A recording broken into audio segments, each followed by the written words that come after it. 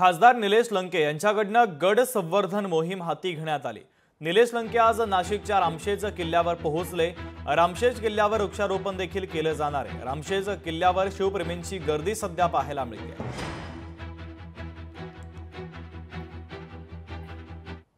प्रत्येक किल्ल्यावरच गड किल्ल्यांच्या संवर्धनाची गरज आहे। तुम्ही जर गडांची दुरावस्था पाहिली तर जरा एक कुठेतरी मनाला वेदना होतात। ज्या छत्रपती शिवरायाने पूर्ण कालखंड संघर्षात घातला आणि त्या छत्रपती शिवरायाने ज्या वास्तू उभ्या केल्या आणि त्या जर वास्तू सुसज्ज राहिल्या नाही तर नवीन तरुणांना काय प्रेरणा आपण देणार आहे।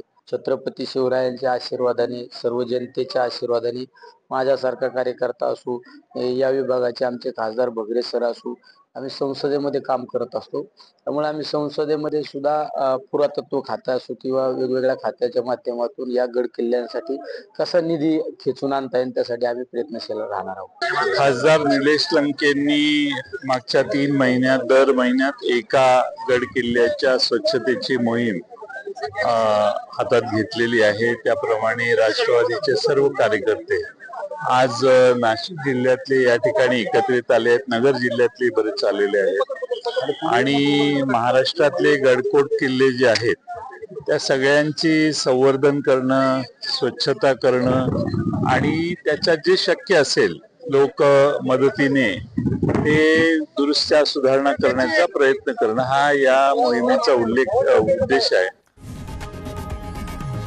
लोकशाही मराठी ऐका, पहा, जागरूक रहा।